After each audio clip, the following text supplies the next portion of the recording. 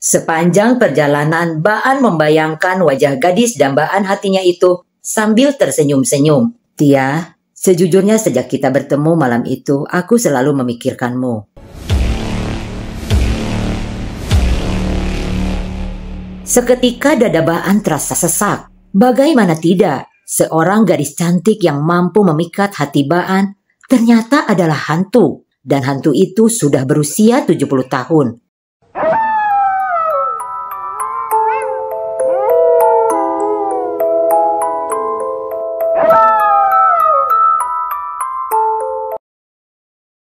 Assalamualaikum sahabatku, selamat datang kembali di channel podcast Horror Reborn. Bersama saya Hera, akan membawa kalian merasakan ketegangan dalam kisah horor kami. Dan sepertinya saya akan lebih sering upload. Setujukah kalian? Mohon dukungannya, subscribe dan tekan loncengnya. Selamat mendengarkan.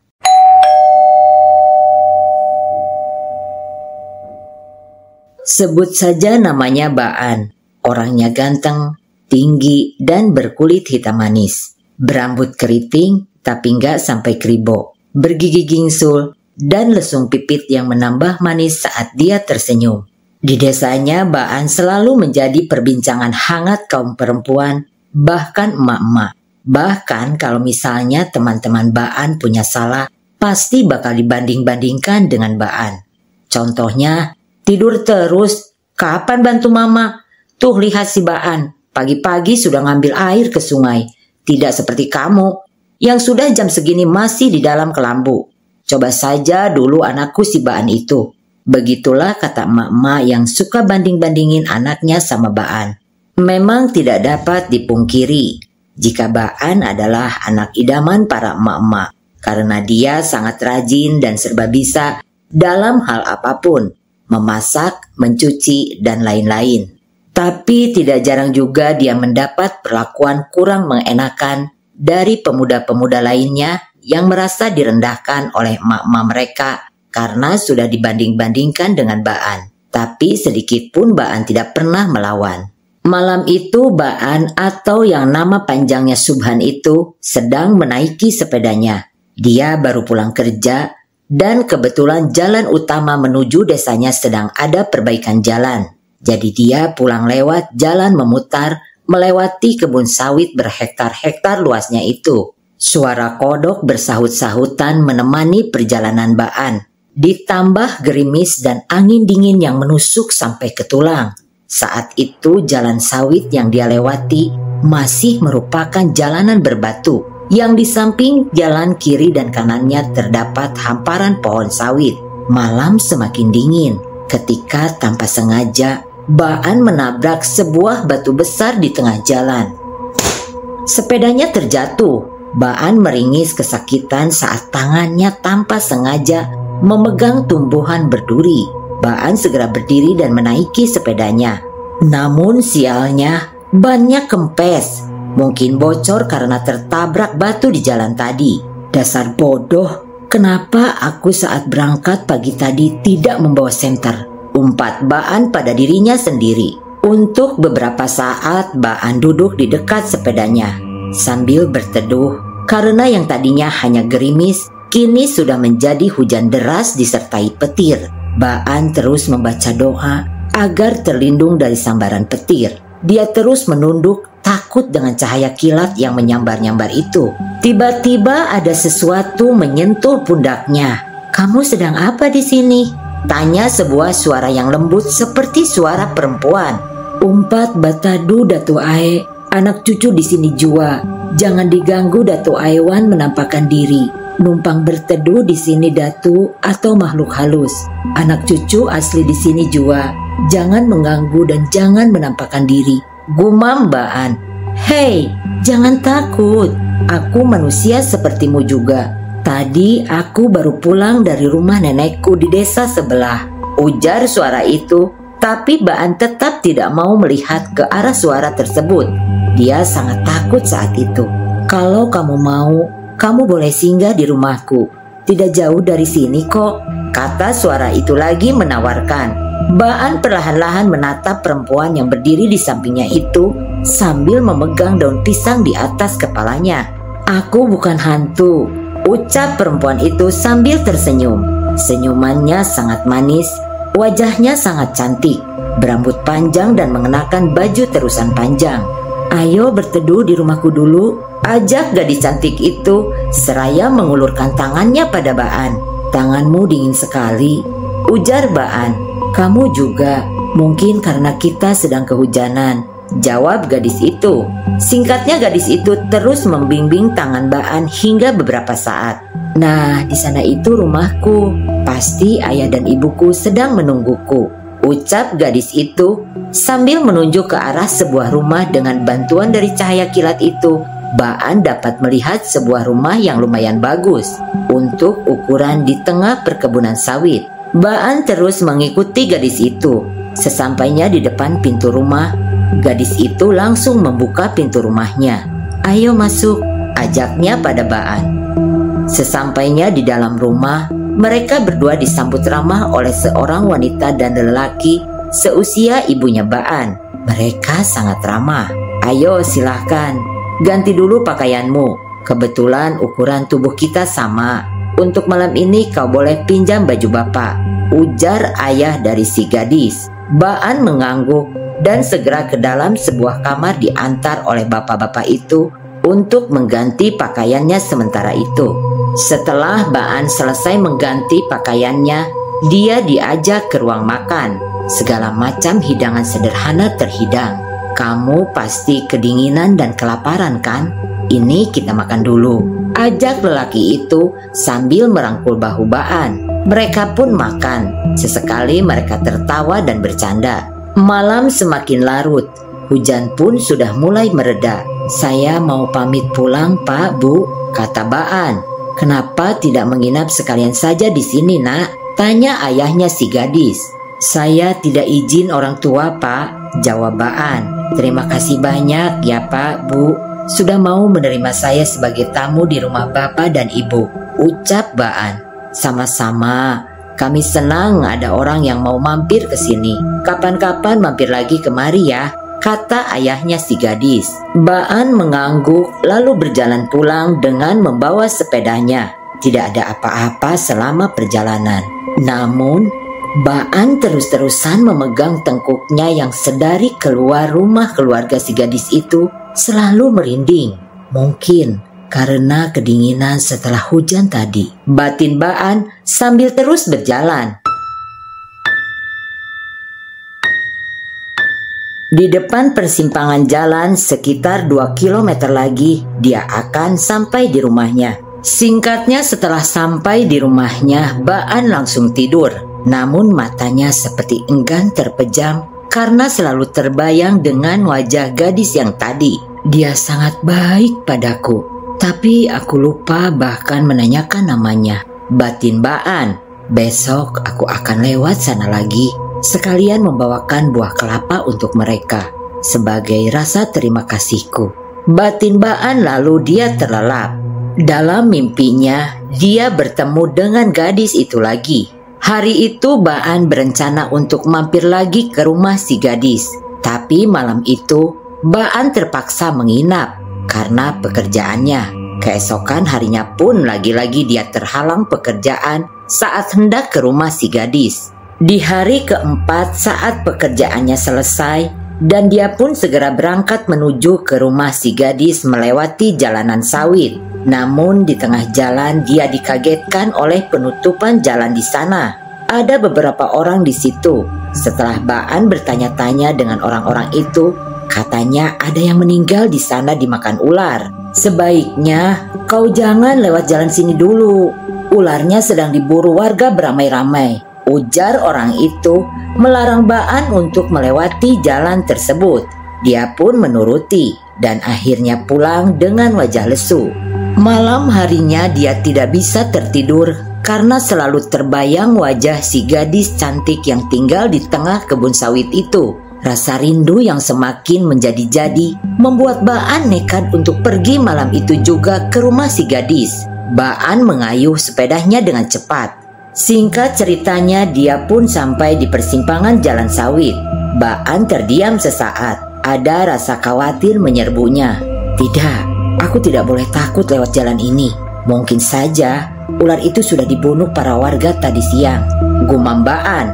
Lalu dia pelan-pelan mengangkat sepedanya melewati kayu-kayu yang digunakan orang-orang untuk menutup jalan itu. Baan dengan cepat kembali mengayuh sepedanya. Di tengah perjalanan, Baan melihat seseorang laki-laki yang saat menoleh ke arahnya dan terkena senternya Baan. Ternyata orang itu adalah ayah dari si gadis. Baan tersenyum lalu memanggil orang itu. "Ngapain kamu malam lewat sini, nak?" tanya lelaki itu sambil tersenyum. "Rencananya saya ingin bertamu ke rumah bapak tadi siang, tapi jalanan ditutup karena katanya ada orang yang dimakan ular," jawab Baan. "Iya, ularnya sampai sekarang belum ketemu. Bapak juga baru pulang dari memburu ular itu bersama warga lainnya. Kamu melewati portal jalan itu ya?" ujar ayahnya si gadis tersenyum. Baan juga tersenyum. Keduanya berjalan menuju rumah si gadis. "Kok rasanya dekat ya Pak rumah Bapak?" tanya Baan. "Hahaha, masa sih? Perasaan Bapak sama saja. Mungkin kamu terlalu ingin menemui putriku, makanya jalanan yang jauh terasa dekat," jawab ayah si gadis sambil tertawa kecil. "Ayo masuk," ajaknya. Kemudian Baan menyenderkan sepedanya di samping rumah, lalu bergegas ikut masuk ke rumah. "Abah kenapa baru pulang sekarang? Aku dan Mama takut kalau ular itu nyasar kemari," ujar si gadis pada ayahnya. Si ayah tertawa, lalu merangkul gadis tersebut. Ada tamu ya? Sini masuk. Kebetulan kami sedang menunggu ayahnya Tiah untuk makan. Ayo sekalian kamu juga ikut makan ya," kata ibunya si gadis yang dijawab anggukan pelan oleh Baan. Saat sedang makan, tanpa sengaja Baan menyenggol gelas kaca hingga pecah. "Maaf Pak, Bu," ucap Baan seraya membereskan gelas itu. "Tidak apa-apa nak, gelas itu memang rapuh," kata ibunya si gadis sambil tersenyum. Makan pun selesai. Baan duduk-duduk bersama ayah si gadis. Mereka mengobrol kesana kemari. "Oh iya, Bapak lupa ya, kita belum berkenalan," ucap ayahnya si gadis sambil tertawa kecil. "Saya Subhan Pak, di tempat saya biasanya saya dipanggil Baan," kata Baan. "Kalau saya panggil saja Pak Ahmad. Istri saya namanya Bu Rusnah, dan kalau anak gadisku yang cantik itu namanya Tiah," ujar Pak Ahmad memperkenalkan namanya dan juga anak istrinya. "Tiah, kemari dulu nak," panggil Pak Ahmad. Tiah keluar seraya membawa 2 gelas kopi dan sepiring keripik ulat atau jamur. Setelah Tiah keluar, bapaknya masuk ke dalam. Baan dan Tiah berkenalan, kemudian mulai akrab mengobrol kesana kemari. Tak terasa sudah hampir pagi. Sayup-sayup Baan mendengar suara azan dari desa. "Astaga, ternyata sudah hampir pagi. Tidak terasa ya," kata Baan menatap gadis cantik di sebelahnya yang juga sedang menatapnya sambil tersenyum. "Aku pulang dulu ya. Pamitkan sama ayah dan ibumu. Soalnya aku takut jika kesiangan lewat portal jalan itu akan ketahuan warga," ujar Baan. Tiah tersenyum manis seraya mengangguk. "Besok kalau kemari lagi, bawakan aku kelapa ya," pesan Tiah sambil memegang lengan Baan. Lalu kecupan mendarat di pipi kanan Baan. Ada rasa aneh menyelimuti tubuhnya. Badannya tiba-tiba terasa gemetar karena memang baru pertama kalinya dicium perempuan selain ibunya di rumah. Baan mengambil sepedanya di samping. Lalu setelah itu dia langsung menaiki sepedanya. "Ingat ya, bawakan aku kelapa," ujar gadis itu. Baan mengangguk dan melambaikan tangan ke arah gadis tersebut. "Dari mana saja kau Han?" tanya ibunya yang baru selesai sholat itu. Maaf mak, aku dari rumah teman," jawab Baan seraya duduk di dekat ibunya. "Semalaman kau tidak pulang?" tanya ibunya. "Maaf mak," ucap Baan menunduk. "Benar kau dari rumah temanmu. Temanmu yang mana? Tadi malam setelah kau pergi, ada temanmu teriak-teriak memanggil kamu. Katanya mau mengajakmu jaga malam di pos kamling," kata ibunya. Teman baruku, mak," jawab Baan terbata-bata. "Siapa?" "Tiah, mak." "Tapi benar, mak, cuma teman dan saat aku ke rumahnya pun di sana ada orang tuanya. Bahkan ayahnya dan ibunya juga sangat baik padaku. Jawab Baan cepat, takut ibunya marah. Ibunya Baan menarik napas panjang. Ya, berteman sewajarnya saja, Han. Jangan sampai kau menghamili anak orang, ujar ibunya. Kami cuma ngobrol, Ma. Kami tidak melakukan apapun, jawab Baan. Ya sudah, apa kamu sudah sholat? Tanya ibunya. Nanti saja lah, Ma. Aku ngantuk, kata Baan, seraya pergi ke dalam kamarnya. Ibunya menggeleng. Sekitar jam 3 sore Baan masih tertidur. Han, bangun, sudah sore, ujar ibunya membangunkan Baan. Dengan cepat Baan langsung bergegas bangun dari tidurnya dan keluar dari kamar. Mau kemana kamu, Han? Tanya ibunya. Mau memetik kelapa muda, Mak, jawab Baan. Pohonnya licin, Han, kena air hujan. Baru saja hujannya berhenti. Sebaiknya jangan naik pohon dulu, nanti jatuh, kata ibunya melarang. Namun Baan tidak memperdulikan larangan ibunya. Ia tetap mengambil parang dan turun ke tanah menuju pohon kelapa. Pohonnya memang masih basah dan licin, tapi Baan tidak menyerah begitu saja. Dia tetap memanjat. Beberapa saat kemudian akhirnya dia berhasil naik dan menjatuhkan beberapa buah kelapa. Ini adalah alasanku untuk bisa bertemu Tiah lagi, batin Baan sambil tersenyum. Azan maghrib berkumandang. Ayo sholat dulu, Han, nanti lagi mengerjakan itu, ajak ibunya. Singkatnya setelah selesai sholat maghrib, Baan hendak langsung pergi ke rumah Tiah. Mau kemana lagi, Han? Kamu kan belum makan seharian, ujar ibunya seraya menutup pintu rumah. Baan menggaruk kepalanya yang tidak gatal. Makan dulu, baru boleh pergi. Jangan dibiasakan numpang makan sama orang terus, kata ibunya. Baan pun menuruti ibunya. Mereka berdua makan dengan lahap. Ikan lundu goreng dan nangka rebus ditambah sambal kuminting atau sambal kemiri. Setelah selesai makan dan membantu ibunya membereskan piring-piring kotor, Baan pun langsung pamit untuk pergi ke rumah Tiah. Ya, nanti pulangnya jangan malam-malam ya. Jangan menginap lagi, pesan ibunya. Baan mengangguk lalu kemudian segera mengayuh sepedanya. Tidak lupa dia juga sudah membawa beberapa buah kelapa. Sepanjang perjalanan, Baan membayangkan wajah gadis dambaan hatinya itu sambil tersenyum-senyum. Hingga dia tidak menyadari ada ular besar yang sedang menyeberang jalan. Baan menabrak tubuh ular itu. Sesaat setelah dia menyadarinya, Baan pun langsung lari menjauhi ular itu. Namun sebelum dia berhasil lari, kakinya sudah lebih dulu ditumbuk oleh buntut ular tersebut, hingga membuat Baan terjatuh. Saat dia terjatuh, ular besar itu langsung melilitnya. Baru beberapa saat saja berada di dalam lilitan ular itu, Baan sudah merasakan dadanya sesak, sulit mengambil napas. Namun di saat seperti itu, pertolongan datang. Berhenti! Teriak seorang lelaki dari kegelapan sambil mengisyaratkan dengan tangannya. Anehnya, perlahan-lahan, ular itu langsung mengendurkan lilitannya pada tubuh Baan. Dan setelah terlepas, ular itu segera pergi ke sisi jalan.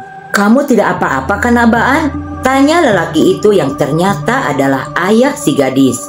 Baan menggeleng pelan.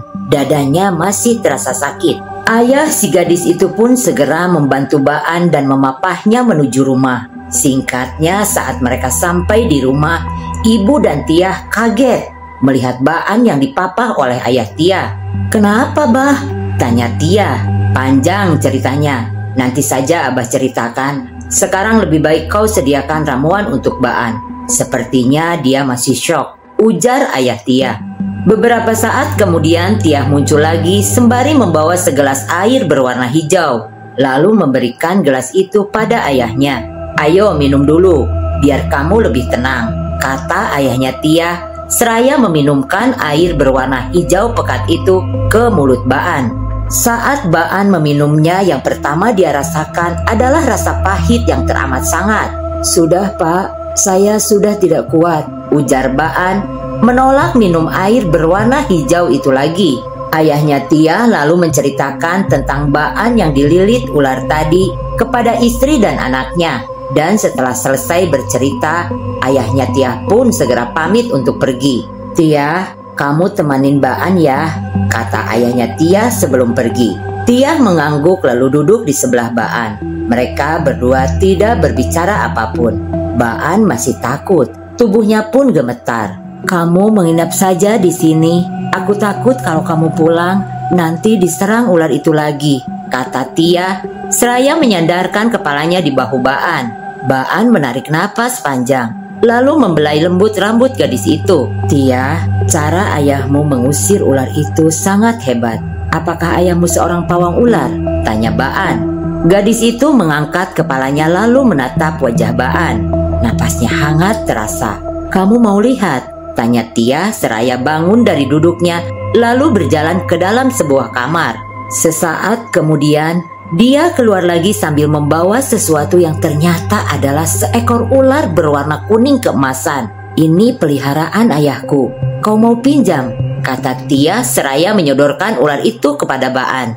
Baan terlonjak kaget begitu disodorkan ular tersebut. Jangan, itu kan ular berbisa, Tiah," ujar Baan menghindar. "Hahaha, kamu takut ya?" tanya gadis itu sambil tertawa terbahak-bahak. Lalu masih dengan tawanya gadis itu kembali membawa ularnya masuk. Dan beberapa saat kemudian dia keluar lagi. Kau mau minuman?" tanya Tiah. Baan menggeleng pelan seraya membenarkan letak duduknya. "Katamu malam itu kau takut ular?" tanya Baan. "Iya, sama ular yang bisa memakan manusia. Kalau ular kecil seperti itu tadi, aku tidak takut," jawab Tiah. Baan menghela napas panjang. "An, bagaimana tawaranku tadi?" tanya gadis itu. Baan menatap wajah cantik gadis itu kemudian mengangguk. "Iya, aku masih takut lewat jalan itu malam-malam begini," jawab Baan kemudian. Tiah tersenyum manis, lalu tangannya mencubit hidung Baan.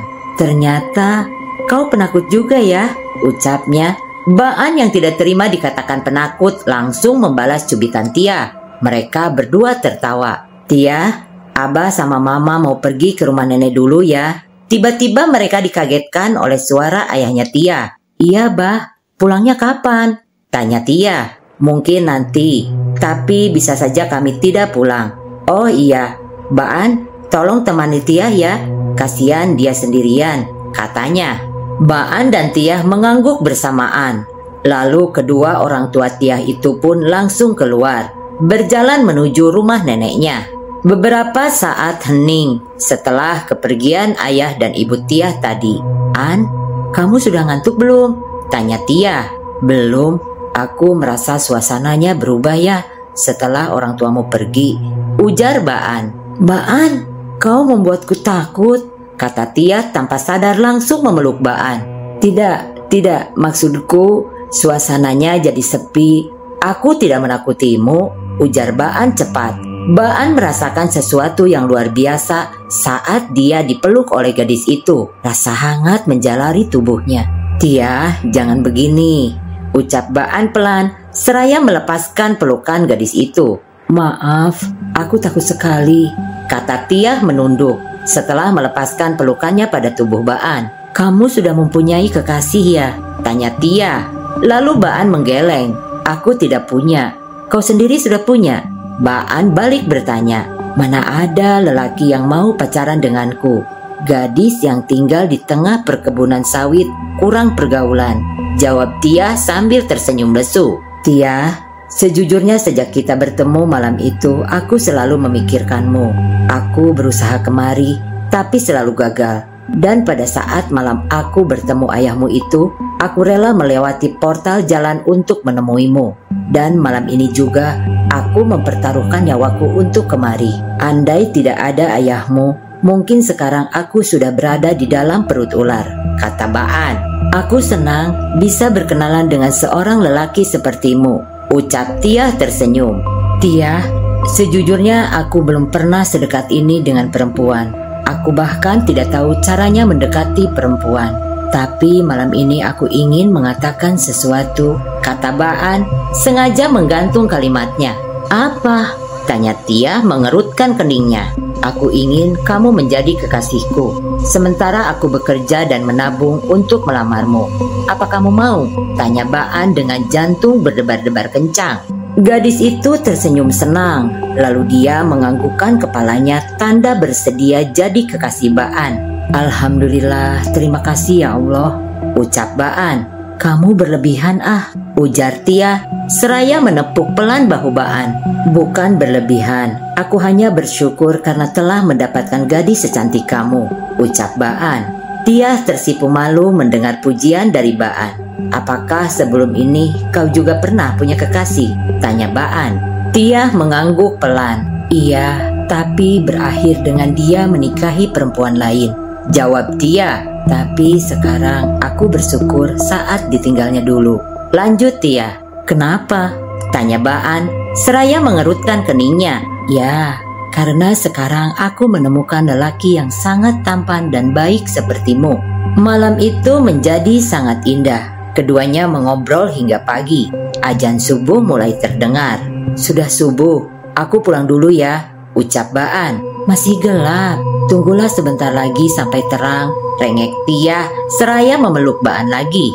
Baan menghela napasnya. Di dalam hatinya dia sudah membayangkan ibunya yang marah karena lagi-lagi Baan pulang pagi. Namun rasa takut pada kemarahan ibunya menjadi sirna saat dia sudah dipeluk gadis cantik itu, yang kini telah resmi jadi kekasihnya. Baan memeluk gadis itu sambil mengelus-ngelus rambutnya.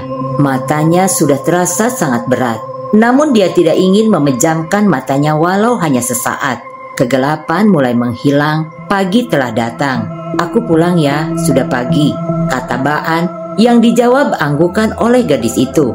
Kemudian saat Baan berdiri, gadis itu memeluknya lagi, dan kali ini perlahan-lahan menciumi pipi Baan. Hati-hati ya, nanti datang lagi kemari, ucap Tia sambil tersenyum. Tapi nanti sore aku ada kerjaan, jawab Baan. Tia memasang wajah cemberut setelah mendengar jawaban Baan. Pokoknya aku tidak mau tahu, kamu harus datang ke sini nanti malam, ujar gadis itu. Baan menarik napas panjang. Baiklah, nanti aku akan usahakan, kata Baan akhirnya. Aku tunggu, teriak Tia saat Baan sudah menjauh. Pagi itu berkabut. Jarak pandangan Baan jadi terbatas karena kabut yang tebal. Singkat cerita, dia sampai di rumah. Dan saat dia menyenderkan sepedanya, tiba-tiba pintu rumah terbuka. Ibunya Baan berdiri dengan wajah yang marah. Tidak usah pulang saja, Han, bentak ibunya yang masih berdiri di depan pintu. Maaf, Ma, tadi malam aku dililit ular dan aku terpaksa menginap di rumah pacarku, jawab Baan. Sejak kapan kau punya pacar? Tanya ibunya mengerutkan kening. Sejak tadi malam, Ma, jawab Baan gugup. Astagfirullah, daripada pacaran-pacaran begitu, nanti ujung-ujungnya anak orang kau hamili. Lebih baik kau nikahkan saja, ujar ibunya. Tapi Ma, aku belum punya uang. Kalau kau serius dengan perempuan itu, hari ini kita akan pergi ke rumahnya. Masalah uang tidak perlu kau pikirkan. Uma bisa menjual tanah jika mahar yang dipintanya tinggi, kata ibunya Baan lagi. Baan tersenyum seraya membayangkan dia dan Tia menikah. Jadi hari ini kita langsung bawa seserahan ya, Mak? Seserahannya nanti kalau lamarannya sudah resmi. Hari ini kita tanyakan dulu pada orang tuanya, mau apa tidak menerima kamu jadi suami anak mereka, jawab ibu Baan. Mendengar jawaban ibunya, mata Baan yang tadi mengantuk seketika jadi segar kembali. Dia pun bergegas mandi dan berpakaian rapi. Sementara ibunya sedang memasak makanan di dapur. Sekitar jam 8 pagi, keduanya lalu makan telur goreng, sambal serai, dan nasi putih hangat. Setelah selesai makan, Baan dan ibunya pun berangkat menuju rumah Tia. Mereka menggunakan jasa ojek untuk mengantar mereka ke tempat tujuan. Singkat cerita, mereka pun sampai di dekat portal. Baan dan kedua tukang ojek itu segera memindahkan portal ke sisi jalan agar motor mereka bisa lewat, lalu mengembalikan portal itu lagi ke tengah jalan. Mereka pun melanjutkan perjalanan. Namun Baan dibuat kaget saat tiba di lokasi rumah Tia. Dia tidak melihat apa-apa di sana selain pohon sawit. "Di mana rumah pacarmu itu, Han?" tanya ibunya. "Seharusnya di sini, Mak.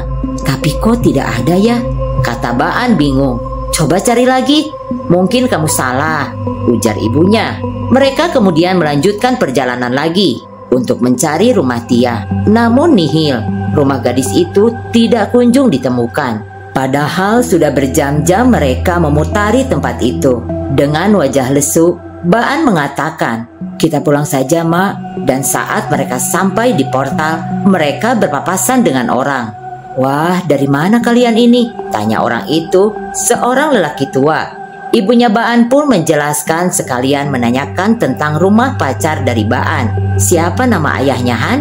tanya ibunya. "Ahmad," jawab Baan singkat. Orang itu mengerutkan keningnya saat mendengar nama Ahmad.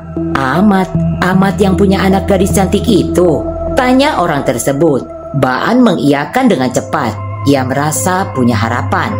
Beberapa puluh tahun lalu sebelum perkebunan sawit ini ada, Pak Ahmad dan keluarganya memang tinggal di dalam sana. Tapi mereka sudah meninggal semua, ujar orang itu. Ibunya Baan mengerutkan keningnya lalu melihat ke arah Baan. "Tidak, Pak, tidak mungkin. Dia masih hidup. Bapak jangan menyebar berita tidak benar," ujar Baan, tidak terima kekasihnya disebut sudah meninggal. Lelaki tua itu tertawa kecil. "Saat kalian mencari rumah mereka di dalam sana, apa kalian menemukannya? Tidak kan?" tanya orang itu. "Memang sudah banyak kejadian-kejadian aneh di sana. Dulu juga ada beberapa orang pekerja sawit yang disasarkan oleh keluarga itu. 1 meninggal dan 3 orang sakit," lanjut orang tersebut. Baan menggeleng. Namun belum sempat dia berbicara, ibunya sudah lebih dulu bertanya pada orang itu. "Saya sudah lumayan lama tinggal di desa sebelah, tapi saya sama sekali belum pernah mendengar cerita itu tentang keluarga Pak Ahmad," ujar ibunya Baan. "Kejadian itu sudah sangat lama, Bu. Sewaktu saya masih berusia 20 tahunan. Dan sekarang usia saya sudah 70 tahun. Kurang lebih 50 tahun yang lalu, di sana adalah perkebunan sayur milik Pak Ahmad. Dia tinggal di tengah hutan yang dikelilingi oleh kebun-kebunnya. Pak Ahmad memiliki anak gadis yang sangat cantik. Namanya Bastia, atau biasa dipanggil Tia oleh warga sekitar. Bastia seumuran saya. Kejadian memilukan itu terjadi pada saat malam di musim kemarau. Pada malam itu, ayah dan ibunya pergi ke desa menjenguk neneknya Bastia yang sedang sakit. Bastia tidak bisa ikut karena harus tinggal di rumah untuk menjaga padi yang ada di rumah mereka. Namun pada saat pagi harinya, saat Pak Ahmad dan istrinya pulang, mereka sangat kaget dan tidak percaya dengan apa yang mereka lihat. Rumah mereka hangus terbakar tanpa sisa, kecuali sesosok tubuh yang menghitam karena terbakar oleh api terbaring beberapa meter dari rumah mereka yang terbakar itu. Dan tubuh itu adalah Bastia. Dia meninggal secara mengenaskan. Dugaan warga saat tubuhnya terbakar, Bastia mencoba melompat turun ke tanah untuk menyelamatkan diri. Namun sayang, kematian itu tidak dapat dihindarinya. Sejak kejadian itu, Pak Ahmad dan istrinya sering cerita kalau di setiap malam mereka selalu didatangi oleh arwah Bastia. Hingga sampai suatu hari, Pak Ahmad dan istrinya ditemukan sudah tidak bernyawa di bekas tanah rumah mereka dengan tubuh yang membiru. Dan di bagian tangan mereka ditemukan bekas gigitan ular berbisa yang diduga adalah sebuah kesengajaan untuk mereka mengakhiri hidupnya. Mereka bunuh diri dengan cara menggigitkan ular berbisa di bagian tubuh mereka. Sungguh akhir yang sangat tragis untuk diingat kembali. Cerita lelaki tua itu. Seketika dada Baan terasa sesak. Bagaimana tidak, seorang gadis cantik yang mampu memikat hati Baan ternyata adalah hantu. Dan hantu itu sudah berusia 70 tahun. "Gak mungkin!"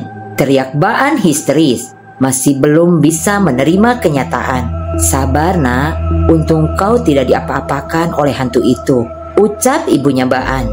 "Lebih baik kau pulang. Jangan lupa sholat dan berdoa, karena saya yakin Bastia tidak akan melepaskanmu begitu saja." Ujar lelaki tua itu lagi. Setelah bersalaman dan berpamitan dengan lelaki tua itu, mereka pun pulang. Kata tukang ojeknya saat dia iseng-iseng melihat ke kaca spion yang terpantul ke tempat lelaki tua tadi berdiri. Katanya di sana sudah tidak ada siapa-siapa lagi. Padahal mereka baru jalan sekitar 3 atau 4 meter. Dengan umurnya yang sudah tua atau 70 tahun, rasanya tidak mungkin orang itu bisa pergi secepat kilat. Sudah 2 hari Baan tidak makan. Dia hanya minum air putih dan kue kering. Tidak ada sebutir nasi pun yang masuk ke dalam perutnya. Setiap malam Baan selalu berteriak-teriak. Entah itu ketakutan atau tertawa terbahak-bahak. Kelakuan Baan pada saat itu sudah seperti orang gila. Namun pada suatu hari, Baan dibawa ke rumah seorang tuan guru atau ulama.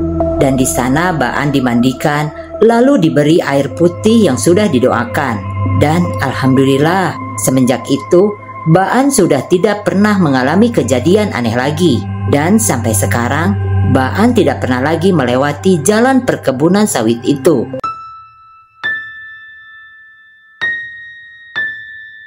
Assalamualaikum, sapunyare pegasimpai, paturai patepang deui.